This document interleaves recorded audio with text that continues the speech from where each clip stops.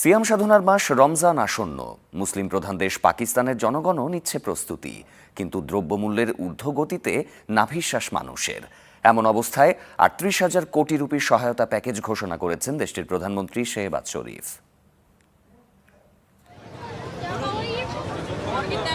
পাকিস্তানের বন্দরনগরী করাচির প্রধান পাইকারি বাজার।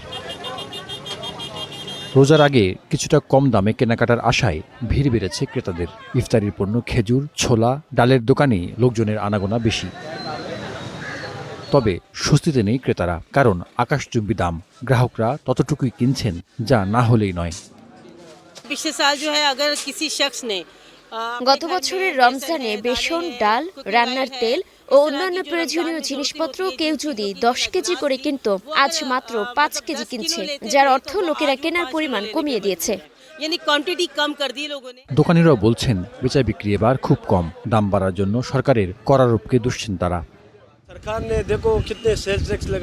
সরকার কত বেশি বিক্রয় কর আরোপ করেছে তা এই খেজুর দিয়েই বোঝাচ্ছি, কারণ আমি খেজুর ব্যবসায়ী। আগে এক কন্টেইনারে 1 লাখ রুপির কিছু বেশি কর দিতাম, এখন কন্টেইনার প্রতি 8 লাখ রুপিতে পৌঁছেছে।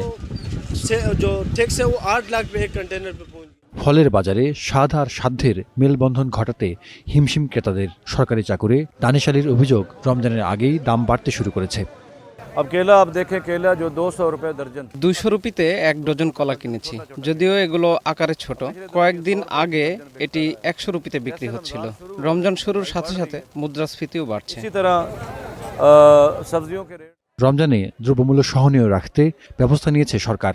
৩৮ বিলিয়ন রুপির রমজান সহায়তা প্যাকেজ ঘোষণা করেছেন প্রধানমন্ত্রী শেহবাজ শরীফ। কম আয়ের মানুষরা পাবেন এই সুবিধা। ২০২৩ সালে ৪০% মুদ্রাস্ফীতি দেখেছে পাকিস্তান, যা এশিয়ার সর্বোচ্চ। এর মূল কারণ ছিল রুপির দরপতন। যদিও মুদ্রাস্ফীতি এখন প্রায় ৬% নেমে এসেছে। বর্তমানে ১ লাখ রুপির বিপরীতে গুনতে হচ্ছে $৩৫০ কিছু বেশি। তবে সরকার যদি বিদ্যুতের দাম বাড়ায়, তবে মুদ্রাস্ফীতি আরও বাড়বে। Zahidur Rahman, star news.